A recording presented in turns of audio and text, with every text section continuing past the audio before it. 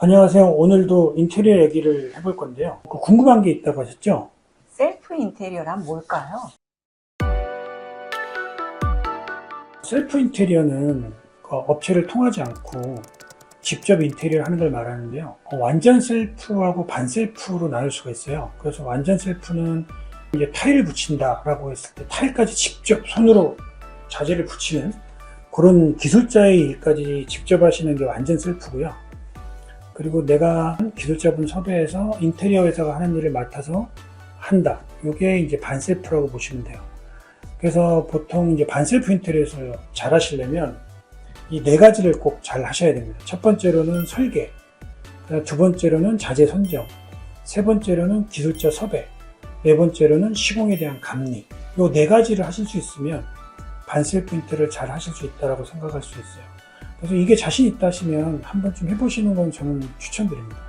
하지만 완전 셀프 인테리어는 기술자분들은 보통 10년, 짧아도 3년, 5년 그 일만 매일매일 하신 분들이에요. 그래서 고객분이 아직 한 번도 안 해봤는데 그걸 한번 해보겠다, 나도 할 수 있겠다라는 생각이 들더라도 그분들보다 잘할 수가 없어요. 저도 마찬가지예요. 저도 인테리어를 지금 거의 한 13년 정도 하고 있는데 시공은 저도 다 해봤어요. 근데 제가 아무리 해봐도 그런 10년, 20년 막 이렇게 일하신 반장님들보다는 훨씬 못해요. 그리고 그분들이 에너지를 일을 쓴다 그러면 저희가 쓰면 한 10, 아마 고객분들이 쓰면 100 이런 식으로 쓰게 될 거예요. 그래서 완전 셀프 인테리어는 정말 내가 자신 있고 기술적으로 어느 정도 실력이 있다라고 하는 분들 아니면 추천드리지는 않습니다. 그러면 반셀프 인테리어를 어떻게 하면 잘할 수 있는지 한번 말씀을 드려볼게요. 첫 번째로는 이제 설계예요. 아시겠지만 이렇게 디자인, 설계 똑같은 말인데 어떻게 공사를 할지 계획하는 거예요. 그리고 그 계획한 거를 시공자분이 알 수 있도록 문서화를 시키든 말로 전달하든 그 전달하는 과정까지라고 보시면 돼요. 프로그램을 다룰 수 있다. 그렇다면 한번 프로그램으로 만들어 보시는 것도 좋고, 아니면 나는 사실 프로그램을 다룰 수 없다. 그러면 사실 손으로 써도 무방해요. 그리고 만약에 나는 좀 이걸 열심히 한번 제대로 해보고 싶다 그러면 요즘 프로그램들은 어렵지 않거든요. 캐드는 좀 어려울 수 있으니까 이제 스케치업 같은 경우는 아주 쉽게 배울 수 있어요. 프로그램 한번 이제 체험판 같은 거 이제 다운받아서 유튜브나 이런 걸 보고 간단한 것만 하시면 됩니다. 그거 가지고 선을 그어보면 돼요. 그래서 그 자기 집을 한번 평면도를 그려보고 거기다가 설계를 해보면서 하셔도 충분히 할 수 있습니다. 일주일 정도는 공부하시면 제가 볼 때 다 할 수 있어요. 그리고 이 설계를 하실 때는 중요한 포인트가 어디에다가 얼마만큼 뭘로 시공을 하겠다라는 이제 그 계획이 표시가 돼야 돼요. 그렇게 하려면 표현돼야 되는 게 길이, 그 다음에 면적, 이런 것들이 설계에 나와야 됩니다. 손으로 예를 들어서 방을 그리는 거예요. 가로, 세로, 그리고 높이가 얼마. 그거를 줄자로 잰 다음에 그렇게 표시를 해서 그걸로 도면을 만드셔도 됩니다. 손으로. 그러면 그거를 어떤 자재를 붙이겠다라고 해서 지정을 해서 작업자분들한테 전달해 주시면 그게 설계가 된 거예요. 그러면 이 정도는 나도 할 수 있겠는데 하는 분이 계시겠죠. 그럼 그렇게 한번 잡고 그 다음에 이제 할 일은 우리가 도면에 아까 그 그림을 도면이라고 한다면 거기에 쓰겠다고 생각한 자재를 이제 구매하는 일을 하셔야 돼요. 그래서 예를 들어서 2m에 2m 되는 벽에다가 타일을 내가 구매를 해서 쓰겠다. 그러면 한 2m, 2m의 물량을 이제 계산을 해서 타일 자재상에 가서 구매를 해서 시공하는 곳까지 이제 가져오셔야 되는 그 일을 이제 하셔야 되는 거죠. 여기까지는 어느 정도 이제 좀 나 할 수 있겠다라는 분은 잘 하실 수 있을 거라 생각이 돼요. 세 번째가 이제 작업자 섭외인데 이게 사실 조금 쉽지 않습니다.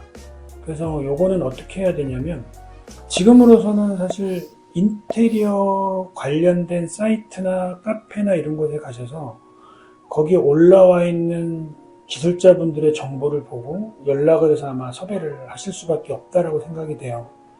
근데 그분들은 실질적으로 실력이 좋다, 나쁘다라고 사실 고객 입장에서 알기가 힘들어요. 그리고 가장 실력이 좋으신 분들은 저희하고 일하시는 반장님들도 최소 2주 전에 연락을 드리지 않으면 저희가 원하는 일정에 그분들 일정을 맞추기가 어려워서요. 왜냐하면 다른 일 때문에 벌써 일정이 꽉 차 있어요. 일 잘하시는 분으로 서로 해달라고 하는 이런 분위기이기 때문에 그런 분들은 자기 정보를 인터넷에 올리지도 않고, 그렇기 때문에 그런 분들을 섭외하기가 일단 어렵다. 그 다음에 인터넷에서 찾은 분들은 실제 실력이 좋건 나쁘건 상관없이 정해진 일당을 요구를 하기 때문에, 그리고 이번에 공사하고 같이 다시는 볼 일이 없는 분들이기 때문에 어느 정도 거짓말도 서슴없이 하시는 분들이 많아요. 그래서 요거를 잘 걸러야 되는데 사실 정답은 없다라고 봅니다. 그래서 리뷰를 잘 찾아보세요. 그분에 대한 평판을 좀 볼 수 있다면 평판이 있는 분을 가능하면 선택해서 섭외를 하시는 게 가장 최선이 아닐까 싶습니다. 그래서 이 부분은 사실 약간 운에 좌우되는 부분이 있다라고 볼 수밖에 없을 것 같아요.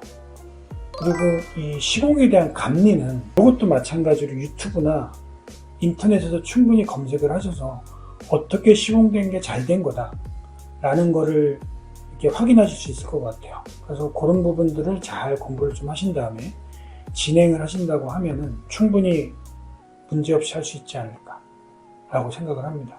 그래서 공부는 보통 2주 정도는 최소 하시고, 그 다음에 내 공부가 맞는지를 좀 확인해 보시는 수단이 있으면 좀 좋겠죠. 그래서 그런 것들로 유튜브로 검증을 해보시고 진행을 하시는데, 제가 생각할 때 가장 스트레스 받을 수 있는 분이 이제 기술자분 섭외하고 그 기술자 분하고 소통하는 거예요.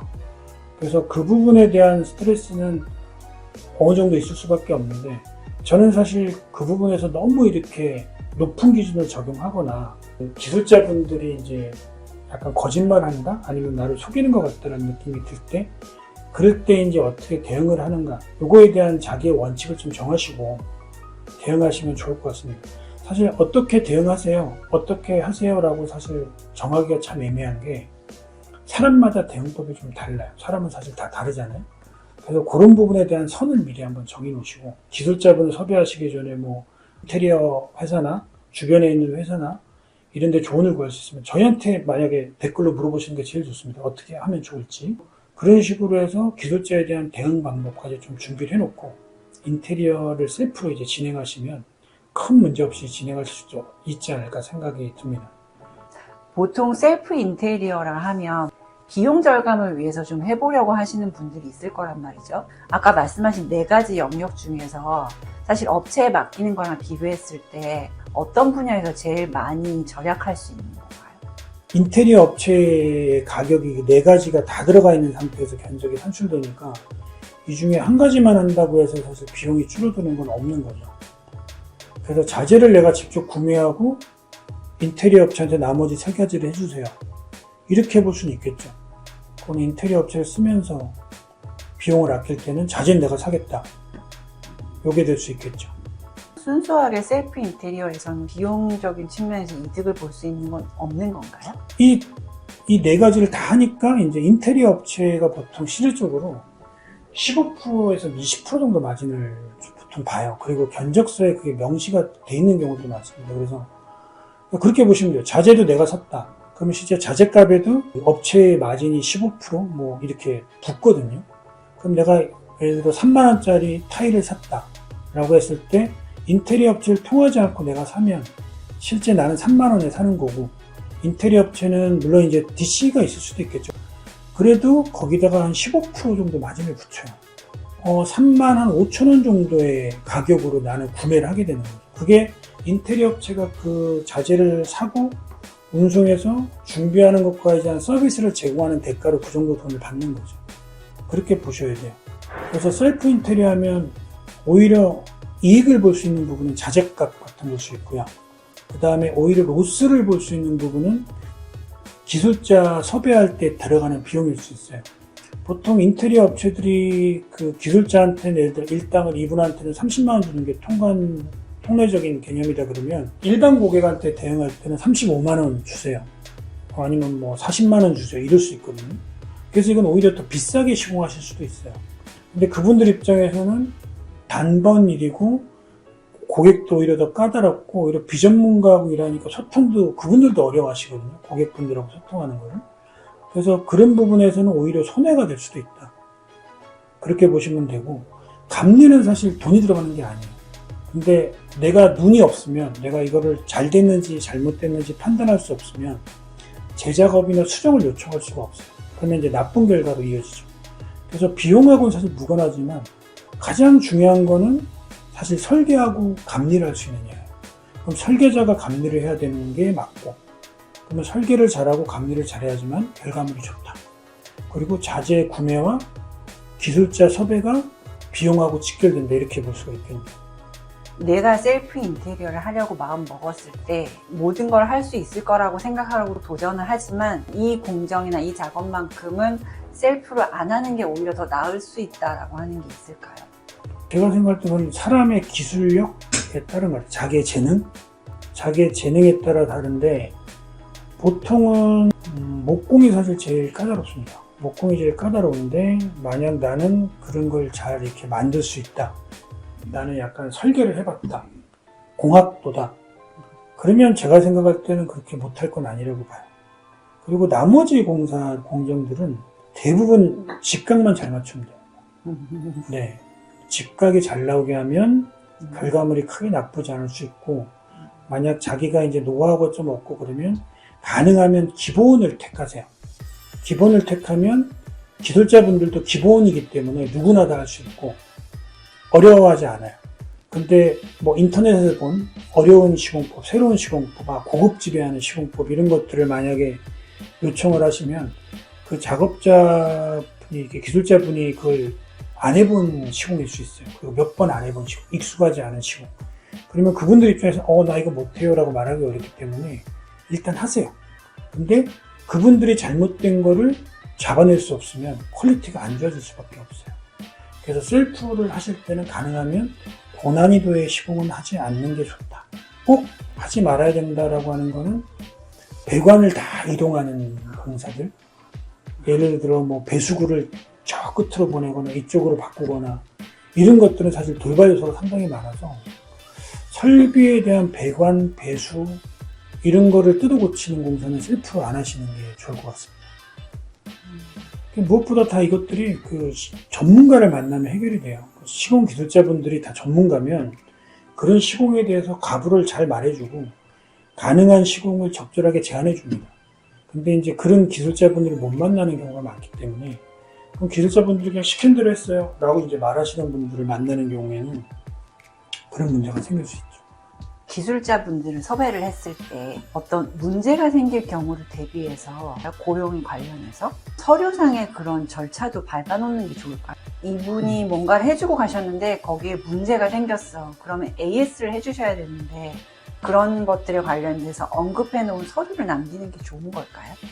계약이라는 거는 이제 실제 두 가지, 이게 할 수 있는 계약이 두 가지라고 볼 수 있는데, 인테리어 업체랑 계약을 하게 되시면 인테리어 업체가 이런 결과물을 만들어 주겠다라는 걸 계약을 하는 거고, 보통 기술자분들을 섭외할 때는 그분들은 하루 일하겠다라는 조건으로 계약서를 쓰지 어떤 결과물을 만들겠다라고 계약서는 서명하지 않을 거예요.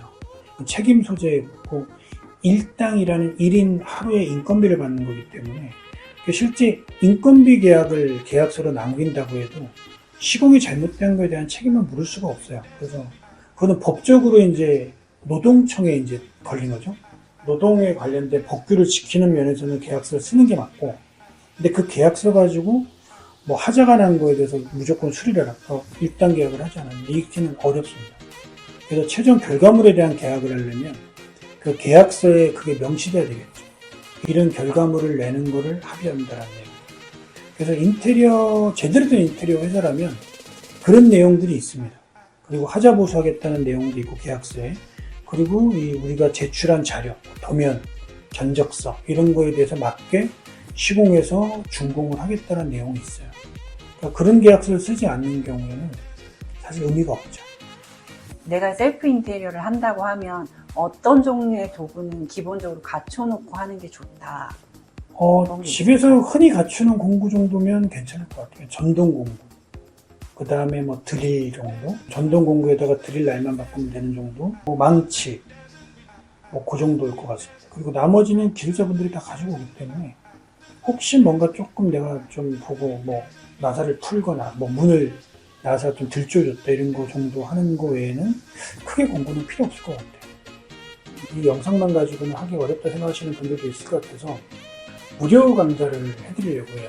그래서 이거는 뭐 기한 딱 거기 정해서 하루 딱 하는 거는 너무 시간이 빡한 것 같아서 신청을 해주시면 저희가 이제 댓글로 이렇게 저희 홈페이지 주소를 알려드릴게요. 거기다 접수를 해놓으시면 저희가 강의가 가능한 날 공고를 해드릴 거예요. 요날 이제 가능하시다, 이게 강의가 있다. 그러면 그날 강의를 듣고 싶으시면 신청하시면 되고, 만약에 그날이 안 된다 그러면 또 다음번에 신청하실 수 있게. 저희가 요거는 꾸준히 한번 몇 달에 한 번씩이라도 이제 한번 해보려고 해요. 그래서 그렇게 신청을 해서 그런 부분 좀 해소하시면 좋을 것 같습니다. 만약에 셀프 인테리어에 대한 자료가 혹시 좀 필요하신 분들, 강의를 듣기 어렵다거나 강의를 올 수 없는 먼 곳에 계신 분들의 경우 저희 이 채널을 구독해 주시고 그 댓글을 달아주시면 저희가 그 교재를 하나 만들어 놓은 게 있거든요. 그래서 그 교재를 이메일로 보내드리도록 하겠습니다. 네, 많은 도움이 됐으면 좋겠네요. 네, 안녕히 계세요.